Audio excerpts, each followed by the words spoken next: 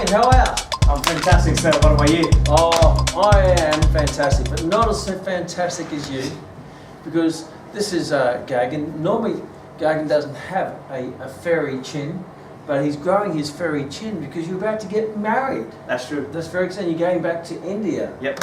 For those massive weddings. That's right. Yes. So you're putting on, and you're doing this with the turban and that for traditional reasons. Exactly. That's part of. So I'm a Sikh. Sikhism has that. Yeah. So you have long hair, and it's. So basic principle is that it's law of nature. If a hair comes out, it comes out for a reason, and you tie it up to make it tidy, and then you have a nice suave turban, which someone will tie up for me because I'm not that good in tying a turban up because I've never kept very long hair. So you were born and bred in India? Yes. What part? So I was born in North, but soon enough, because my dad was in Indian Air Force, we moved up to Northeast and then back to the North in deserted area, right where you have palaces and forts. That's Rajasthan, and then I went to the capital in New Delhi. Yeah. And then I went to Australia to do my bachelor's of IT. So you were 17 then. So Gagan's obviously a very successful personal trainer now. But you brought up in India, 17. Then you moved to Australia to do a bachelor's in? Yeah, bachelor's in IT. IT. And did you finish that? Yeah, I did my diploma and then bachelor's there. And what did you do after that? Oh, I was actually working for Australian government for the broadcasting and communication department, and I just had gone home to see my parents. Yeah. Because it had been a while, and they'll never let me go back. They never let you back to Australia? No. What, they threw you in the cupboard and locked the door or something, do they? No, it's just at that point, there was a lot of hoo-ha about this, that Indians were racistly attacked by Australians. Okay. Were you attacked in Australia? No, I wasn't, but one of the guys who lived like maybe 4 doors away actually got attacked. Really? While I was in India. Yeah. So they got so much scared they didn't let me go back. I tried explaining that it really depends. They lived in troublesome areas, and I don't live in those areas. Even though I finished from KFC 3 a.m., walk home comfortably. But you know, their parents, so they would, because I'd gone through an serious accident before that as well in Australia. You had a serious accident? Yeah, I was in ICU and all that. So you know, I'd come off. Oh, it was a car crash. So. Okay. I was the passenger, and my mate, he just couldn't handle the speed, just drove into a pole with a tree. Yeah. So I was in ICU for like 3-4 days and post-traumatic amnesia for like so many days, and I had plastic surgeries here and there after that, and just scarring and all that. And I think it was the most part that I had struggled with. I obviously didn't realize the pain at that point because I was in ICU. I wouldn't know what's going on with me. Yeah. It was more such of post-traumatic amnesia that I wouldn't remember things and stuff. Okay. So I had to go through rehabilitation. That's why my parents were so scared that he's been through something like this. Yeah. They just don't want kind of to lose me. So you stayed in India for how long? I stayed there for I think a few months, and then I went back to I went to Mumbai, which is the economic capital of India, because I wanted to work for bigger companies, and I worked for Dell Computers there, the US-based company. Yeah. Didn't really enjoy what I was doing, what I studied. I wasn't putting into action in IT because it was sort of kind of technical support, and I didn't learn to do that. Yeah. Why did I study for so much? So I think maybe in total 9-10 months. Yeah. And then I came to New Zealand to study. And what brought you to New Zealand? Oh, I kind of know about Kiwi culture from Australia, and What's Kiwi culture? Well, I mean, it's kind of similar, similar things, and you know, I came here because I had, my parents realized that the life that I was living right there, even in Mumbai, wasn't what I kind of can do. Yeah. I was actually the guy. If you see the local trains, I was a guy hanging at the last. And really? It's really dangerous. Hanging off the train. It's very dangerous. Like 14 people die every day, and they pack those trains out. They're hanging off. It's hard, and I lived that for 6 months. I lost like so many kgs just through survival of the fittest kind of stuff. Yeah. But yeah, and because my mom, she came to Mumbai on my birthday to surprise me. Yeah. And she saw how I was living, and she's like, "Nah, you need to go wherever you want to go now." And why did you chose New Zealand rather than back to Australia? Oh, I said I've always, because every 4 years we moved with my parents, so we've just got this conditioning as well of trying new things. Ah, I So like it's that. kind of, it was like, let's just try something else. Let's try the partner nation, and I came to New Zealand to study IT because that's what I knew. So you came back to study more. Yeah, because that's the only you can, because I wasn't a resident in Australia. I had applied for my residence, and if I had gone back and not stayed with my parents, I would have got the residency. Yeah. It's just I had to withdraw my application for residency because there's a certain time limit. If you don't go back, they'll obviously Yeah. void that application. So I had to become an international student again. You came back to pay heck of fees. So you, what did you study over here? Graduate Diploma of Computing and Networking and Communications from Unitec in Mount Albert in Auckland. Yeah. And I had to study hard again because I'd forgotten the basic networking kind of stuff. So luckily they gave us 24-hour access to the lab. Yeah. So we would just like YouTube stuff and stay there about 3 a.m. at night and like get excited and learn that. Mm. And I passed that in about 9 months or 10 months. Okay. And then?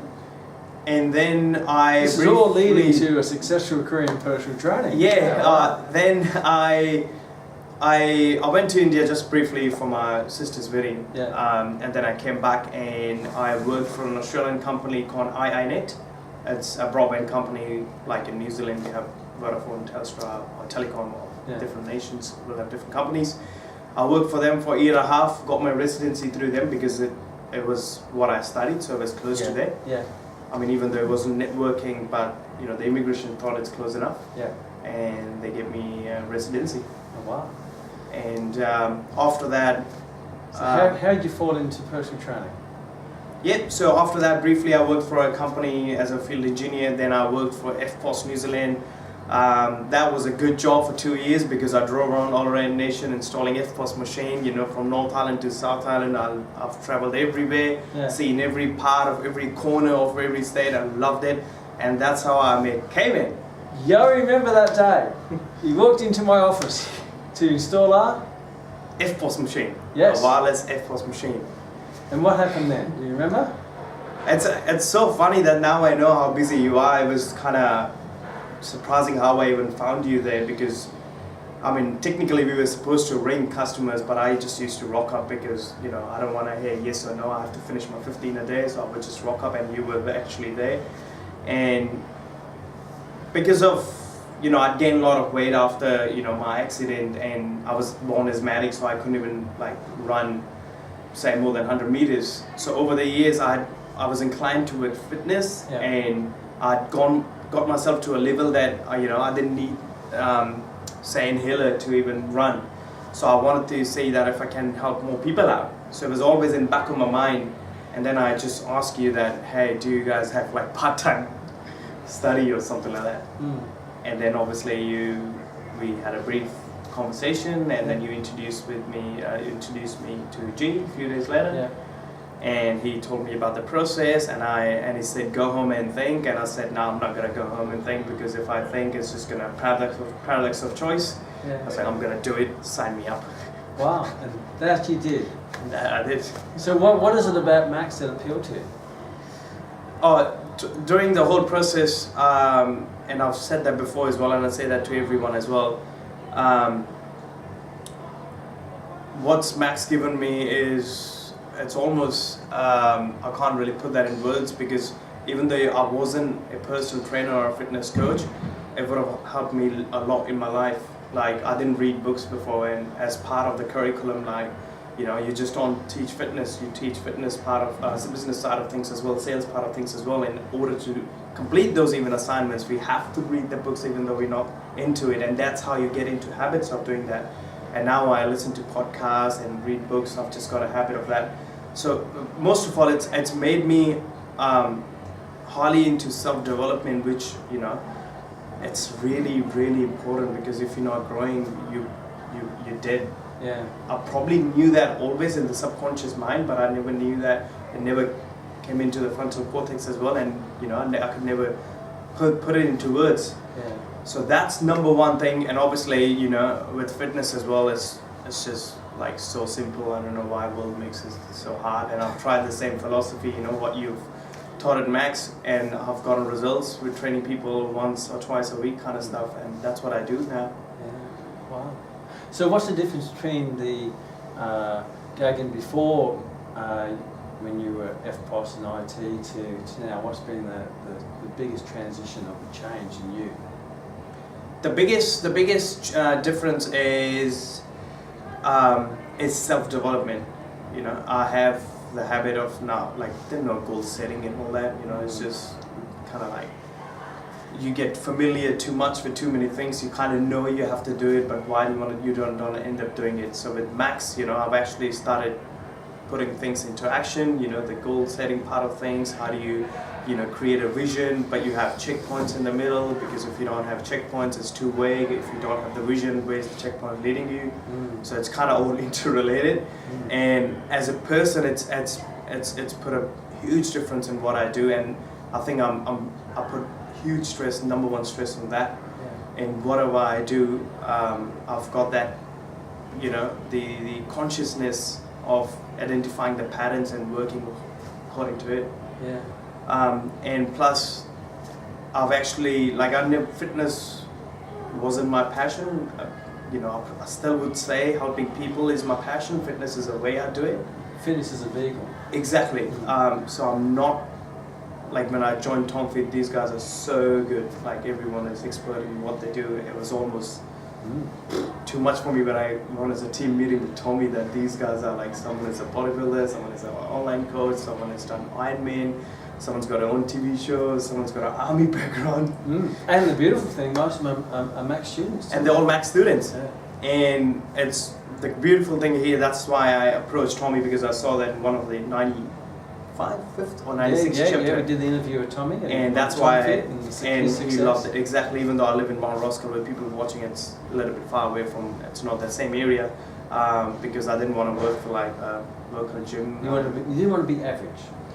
Exactly, and it's all circle of influence, and these guys are, I mean, I always say that to people, you want to associate yourself with people that are smarter than you, so that you can learn, because if you're smartest in the room, you need to get out of the room. That's, you're not really doing it, and that's what you've taught us through Max as well. And these guys are obviously, you know, a lot better than me, and that's how I've kind of discovered my own style, even though I was really, like, flummoxed before that what to do, you know. I haven't got a style, they've got on their style, but I've got my own thing. So let's have a look at now, and we'll go through some more of your journey. But now you're, tell me about your position now. You're a full-time trainer? Yes. So I train clients one-to-one. And I specialize in training people who've lost weight before, but they've gone back to gaining it again, so yo-yo kind of stuff. And I get the same results training them once or max twice a week. And I think if someone is training more, I mean, that's what I think, unless they're an athlete, they don't need to be trained with a coach more than like twice a week, because I mean, your one session should be equivalent to their 2 sessions or 3 sessions. So, and you give them homework, because I like people to make habits, and to see me for accountability more than anything else. So they can make habits, and there's a level of automaticity in what they do. Okay, so how many sessions do you deliver each week? So it obviously changes, as you know, with the life of trainers. You can think, but on average from 22 to 25. And I probably could do with 5 more, but it will come with time. And you know, I started in January full time. And I started on January 22nd. I had like 1 client, 1 session. It's gone on to that, and I'm pretty happy with the progress. So what's the so you do 25 sessions? How much do you charge per session? $75 a session. Okay. So it includes, obviously we do the max warm up first, and then we do their strength workout, which is no more than 20 minutes, and stretches in the middle, and then we end up with a full body massage and stretch as well right at the end, so feel good factor before the leave. And depending on what week they are, sometimes we talk about the habits. I've actually on my sheet, I've actually have a thing called habit homework. Okay. So I've written it one week that this was their homework, and next week they tell me if they've done it. Like a good example is 175 kg guy Jared. He came up to me and I told him that someone will take you for 5 days, but I'll take you for 2 days because I want you to do something for yourself. Yeah. His aim was to do 1 burpee every morning for week 1. Yeah. And we increased to 2 burpees every morning week 3, 2, 3. We I think stuck with week 5 burpees for like 3 weeks because he couldn't go past it. Yeah. So I was still happy. And now he's 155 now, 20 kgs lighter after May, since just twice a week. Yeah.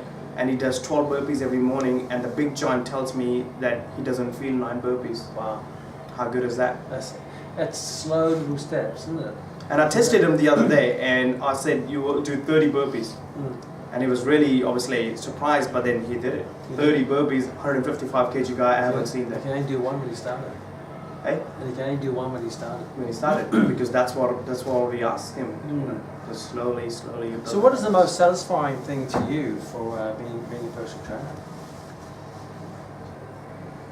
I love it when my clients tell me what changes this has made into their real life. Mm-hmm. Like luckily the people I attract, I mean we do measurements and stuff because there's different people have different conditioning, but they're not really just concerned about the body fat. For example, I train a lady, I train a couple. The lady has part knee replaced and fully knee replaced. Mm-hmm. I actually like treating people with knee problems as well. Yeah. And with our training, you know, with the squats and whatever we did, the knee flexion as well, she came in one day and told me that before she needed to park her car quite further away from another car because she needed to like step in like that. Yeah. And now she just goes up. Those things you take for granted. Exactly, and those things when she told me, it's overwhelming. Like I cannot advertise them on social media or anything, but I don't care. Yeah. It just, because it matters to her more than it matters to me. Yeah. And these things, when they tell me how the stuff we've done in the gym has helped them in the real life, Yeah. I mean, to me, that's just most satisfying, and I feel privileged than just how many squats, kgs they can lift each week. Yeah. How's that help them in the real life? Wow. Absolutely. Wow. Okay, so your goal is, what is your goal from here? Where do you want to go from here? So I obviously won 5 more sessions. 5 more sessions, I mean. So let me ask you this question. You know, obviously you were an FPOS machine person before. Now you're a trainer living the dream. Would that be true? That's true. So from a financial point of view, are you earning the same, less, or more than what you were before? Now, after almost a year, I've come to the point that I'm earning the same. Obviously, the expense is a little bit more because it's business side of things, but I was aware of that.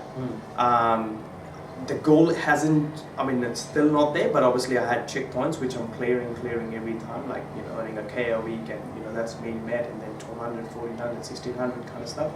So it's going pretty good. So how much a week do you earn now? It depends, but maybe 1,200 to 1,400. So about 1,400 a week. Yeah, and that's exactly 1,380 I earned before in FPOS. Yeah. But only difference is like there was no business expense. I didn't even have to pay for like fuel because it was all covered. Now fuel and obviously rent and everything comes up obviously, so the take home is obviously a lot less. But then one more thing, I mean before, like I'd never smoked and drank in my life, right? And I had always this excuse, like within my inner justification, that hey, I don't spend money on a Friday night on anything, any hookah or any drinks, so I can buy stuff online. So I was an addict. I was almost an addict. Every time I would go to say Christchurch or Queenstown or anywhere, South Island, North Island for 3 days, I would have this in my head that when I go back, I need to have a parcel sitting there for me. It will make me feel good. Yeah. So I'll order stuff from England, ASOS, there was a website, and already in a way that when I go back after 3 days before this, it's sitting right there. It's like someone has sold me a gift, but it was me. So I was spending so much money on that, and it was just, doesn't really matter if I didn't smoke or drink. Now I've obviously realized the want versus the needs, and that's a lot of come through the Max how we understood and starting reading books and discover new things, and it's not so much a problem. I've kind of not become frugal, but more conscious of what you exactly want versus need, and set the priorities right, and that's really helped me. Well, the beautiful thing with as personal trainer is you're in charge of your own paycheck. Yeah. Because you get more clients. Every new session is an extra $75. true. And how much effort you put in adding the value, you might get more referrals, and how much you put in, for example, marketing yourself. And I do a lot of networking, like one-to-one. So I do like 2 a week, definitely. And I just don't stand up every time and say, hey, my name is Gagan, I can make you fit, because a lot of people in the room, like you can tell, I've been getting a lot of compliments from everywhere I go, and that's solely because of Max. You know, when I go there, I'm in my, kind of suit jacket as well, People actually think I'm a banker or real estate, but when I tell them I'm a fitness coach, and they're like, personal trainer? I'm like, yeah, you know me as a personal trainer, but I'm a fitness coach, and every time I stand up, do my 60 seconds is all different every week. They can't guess what I'm saying, and that helps me get connect to more people and be more real with them than just standing and putting my hands in the pocket and just saying hey. And I see that those I didn't know all of this before Max, and that's allowed me to kind of shine and been getting compliments, because that's now what I've become now. Wow. So when you started, you got one client. So what's been the main avenue of how you built the clientele? Number one is face-to-face networking. Because that's people know who you are. And secondly, I've gotten some inductions from Tommy as well. He's helped me with a lot of inductions, or not all of them obviously become a client, because it really depends how much impact you put in on them, what they actually need. They might not need personal training as well. What they're looking for, but Tommy has helped me out as well. But he was really happy. The first 2 clients I got when I started in January, like straight up, I got people from networking, and he was very happy with that you've shown me some effort. And I got some lead boxes as well, in a restaurant. And I think finally now I did something on social media, but before it was just more face-to-face. Market local rather than global to start with, as they say. So where do you see yourself in, obviously the short term is to build your clientele up to another 5+ clients a week, which should be done within a month or so. That should be plenty of time. Would that be correct? Yep. So where do you see yourself in 2 years' time? I do run a community project as well, and I've spoken in temples, in Indian temples and gurudwaras as well, about the importance of about fitness and how you can make it as lifestyle, not a chore. So much so that Watakare Sports Association actually contacted me and wanted me to work for them. I didn't accept that because I couldn't give them 20 hours out of my business, and I said, what you're asking me to do, I'm already doing, maybe 2 or 3 hours unpaid by myself, and I'm happy doing that. I'll help you if you have an event coming in. I can promote it on my page because it's quite popular in Facebook, the community page. So I've figured that out, and it's a daily thing that you obviously kind of find yourself again, fine tune, which is good. I'm more of an educationist, so I would like to get into public speaking part of things. I'd still like to train people one-to-one, but only the people I actually really enjoy training, where I can see there's a satisfaction on both ends. And then rest of the time I like spending public speaking in places about how lifestyle could be made it could be a lifestyle, healthy lifestyle, and not the chore, and how it can help you even in, like, I've helped the physio, she's gone through depression as well, and she's got a lot out of that as well. So I like to promote the mindset and the physical fitness as well. Who would you like to speak to? So these will be, first I like to obviously grow within the community part of things as well. And so they'll be most likely the people working in the IT industry. Because in IT industry, because being of a similar background, of the same background, I know that you've got very smart people in that industry, but they're really stressed, and they're really unfit because of their deadlines and website programming and all that, and Red Bulls coming in all the time. And that's how I've actually met a few people as well. They're 35 and they've got like high cholesterol level, can't even do the insurance. I actually had some guy approached me from insurance industry. He's uninsurable himself. So that a lot of things, and I'd like to speak to them. And the biggest thing that I interviewed Manko as well, which was a 101-year-old athlete from India. Yeah. She came to World Masters. Oh yeah, I heard about Yeah. her in the news. It's Yeah, fantastic. so I interviewed her and her son 79, you know. He's, yeah, so it kind of sounds weird, but yeah, he's like, he does 17 meters, 17 seconds, you know, 100 meters and stuff. Faster than me. His own son, yeah, probably me as well, yeah. His own son in US, he's around 35 to 40, suffers from high blood pressure and cholesterol, which is so ironic, and because he's a world athlete. And I want to encourage young parents who are in 30s and 40s, they're really proud of their kids being able to be so good at iPad and iPhone, but they're kind of like taking the childhood away from them. That kid doesn't know what it's like to go outside and, you know, play and get hurt, and he doesn't know that. Because he doesn't know all of these things. Climbing tree, forget that, nowhere close to that. They scroll the internet rather than scrolling. Yeah, because their parents who 35 and 40 are most likely obese, and they're not doing what's required to do. So I want to encourage them and educate them, because if I educate them, I educate a generation coming forward. I actually spoke to the national candidate for East Coast Base as well. I gave her an idea that in the schools we can put a system through that we don't check the kids. We invite the parents who BMI is, you know, say for the girth measurements, for example, is more than 40 centimeters. We kind of subsidize something for them, so they change their body shape, because that will dictate what they bring to the house now and in the future as well.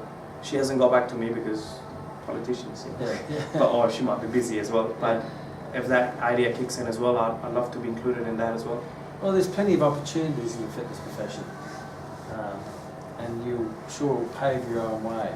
So let's have a chat. Obviously, you were on the other side of the fitness profession doing a job in IT, and there's a lot of people who are watching right now who have a job that they might be comfortable in, or maybe not comfortable in, but that's not the job they can see themselves doing in the long term. And they're thinking about transition to become a personal trainer, fitness professional, fitness coach. So, being where they are, what advice could you give to them that would help them move from where they are to have a career that they love? Right. Number one advice that I'll give to them is, that's one thing in Max that you won't find anywhere, that you can actually, you know, go through the study while you're doing your current job, which allowed me, because I traveled around the nation, I was actually relying on internet given to me by the motels and hotels, which wasn't used to be unlimited all the time, depending on different hotels. And that's how I completed it in 1 year, with being super busy driving all day as well. So this can be done, so you don't have to hold it off for another year, because that never comes. So number one advice is get on started. Doesn't matter where you are, you can, because of the payment structure and the structure of the study material as well, that can be accessed worldwide. You can actually dip into this and start doing it. And then obviously, you know, you almost plan it when you obviously finish it up. You need to obviously, you know, have almost a little bit of backup, and then go right into the plunge as well, which I did. And with any business, you know, there's ups and downs in the start, so that will happen. But if the proper planning has been done, there shouldn't be a problem why you couldn't do that. I mean, seriously, because it's worldwide available. You've got support, workshops, everything online as well. You know, you're a call away. There are different parts as well, and I'm sure you travel to different places as well to do workshops.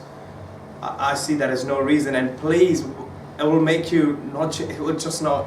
Personal trainer is not the word that we use. We either say fitness coach or fitness professional, because it will make you a professional. But more than that, it will just make you a far, far better person in reality, and you'll just probably thank K-Man or, you know, anyone who introduced this to you. And in the same way, you can just start helping people out, because I'm sure that's what your passion is. You just need to. You realize that what your passion is when you go through that. It's so strong. So when you look at, let's look at maybe a touchy topic, is that you're obviously a successful personal trainer, and you're also Indian. We have, you know, Saj, he's one of our other students who's Indian, who's now a very successful personal trainer. He won Personal Trainer of the Year, Australasia, in the franchise that he's working in. And there may be some people who feel that, who are Indian, who feel that because the cultural difference and that might be a challenge becoming a successful personal trainer. What do you say to those people who say, look, I can't become a successful trainer in New Zealand, Australia because I'm Indian, because of racial prejudices or the cultural differences, or people won't want to train with me? So what do you say to people like that, your fellow Indian background? Yeah, number one, if you do have that belief, is probably just an imagination, because that's not true at all. Yeah. What I've seen, being in different parts of India or, Australia and New Zealand, the parts I lived in there and here, is this, in general, humans, people like real people. People just like authentic people. Yeah. So if you know what you're doing, if the passion comes out of you and you really want to help people, there's no, I've never ever, even in Australia, that racism thing that was going on, which was partially true, but with me, I worked in KFC's, Countdown, Burger King, McDonald's, like everywhere.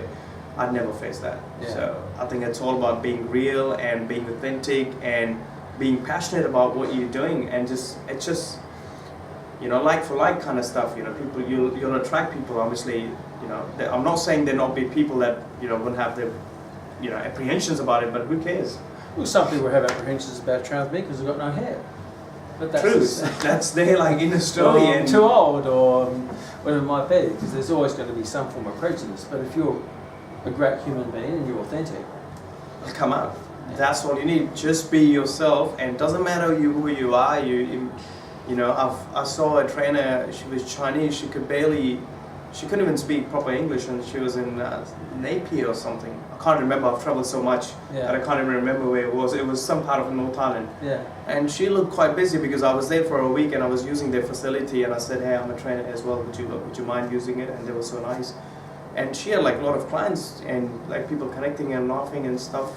And if she can do it, I think everyone should just be comfortable. So true. I remember I was in Sydney at one of the 24-hour gyms, and I was doing a bit of staff training, and one of the staff members was this lady from Japan, and she's a student, and she could barely speak English, but she was booked out personal training. She charged $100 a session. Wow. But she had this energy about her. You can see that people were attracted to that energy, not the words, but the energy. Yeah, true.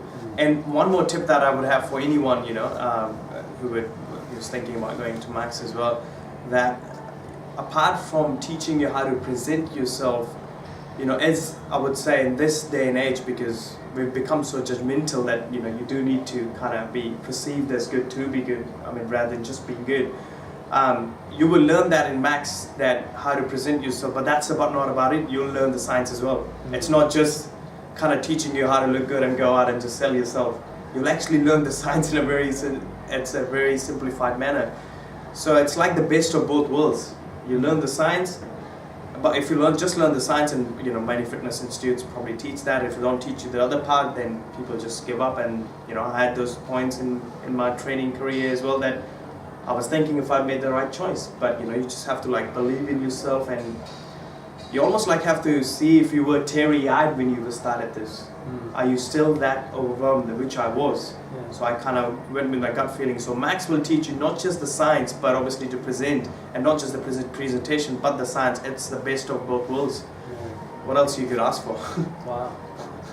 So what advice would you give to someone who's just starting their journey as a personal trainer, or just starting the course at Max to become a personal trainer, or they just graduated and they're about to get into the profession? What advice would you give to them based on your 12 months now you've been a personal trainer, from what you've learned from the day one to now? What advice could you give to them to prepare them for that growth and meet that expectation and to succeed? What advice would you give them to? Right. And this is more relevant to if you're coming to fitness from a different industry, like I did. At first it might be a lot of confusing for me, like it was to understand joints and levers from cables and routers. Yeah. And you will say that as well at the start of the journey as well. Just hang in there. It will be repeated so many times that will just be instilled in your head, and so many workshops and everything will be there. That just keep moving on with the program. Might be overwhelming at the start, but just hang on there. it's going to be so simplified as you go along that you'll almost become an expert in that. And when it comes to, you know, actually being practical when coming into industry, once you've finished that as well, again, you know, people will be giving you so many kind of suggestions, but stick to the max standards as well. And you know, obviously there's hard work required in everything you do in life, and I'm sure you're doing that in your own business at the moment, or job at the moment. It's going to take a part, and day in, day out, you'll just rediscover yourself. Being self-employed has taught me so many things that I couldn't learn when I was in a job. It was just, now I look back, obviously I didn't realize at that point, but when I look back, I was almost like a sheep in a herd. Yeah. And I was just falling and falling, and now I know I'm a tiger. There's no like two ways about it. I'm a tiger. Yeah. You know, I sleep well, I recover, I go for a hunt, and I serve people well, and then I come back to my den, and that's it. I'm not a sheep. I've got so many creativity. It's almost like I was always creative. Could never tap into that, and it would just allow you to kind of discover yourself, and you'll love that part. Yeah. You'll have ideas coming in. You'll be surprising yourself in a daily manner. That, man, I had so much talent. Thank God I didn't waste it. Because I always had something in my head and that's one of the reasons when I joined Max, because I always had this, there's something greater in me than who I am at the moment. And I haven't obviously reached there, but I will, you know, because it's a journey. And just hang in there. You've got so much support from Roy and Cayman and everyone else involved that it's not even funny. You won't be alone. Wow. Well, thank you so much for Pleasure. sharing your time and sharing your expertise to help others, to help them achieve their own success as you have achieved your success. We've had certainly a journey from the first day I met you installing an FPOS machine to now you are living the dream here at this beautiful facility at Tomfit, which is created and owned by a fellow Max graduate, Tom. Also, if you want to come here, there's about 20 other trainers and about 18 of them are Max students or Max graduates, so you've got a great circle of influence of people who sort of have high expectations and high standards and are always striving for great success. I know I was just talking to Liam downstairs, and he's got about 3 new businesses he's working on, and he's a very successful student here, a Max student who's doing well for himself here. So I will let you go, so you have a fantastic wedding, and then you'll be bringing your beautiful wife back to Auckland. Yes, I would. I'm sure you're looking forward to that. Yes, I am. It just totally depends on the visa, but yeah. Hopefully she comes back to me in January. That's why I don't have a return date, because it's kind of dependent on her visitor visa. Yeah. Exciting. Okay, thank you once again. Thank you, sir. And we'll see you living your dream. Thank you very much.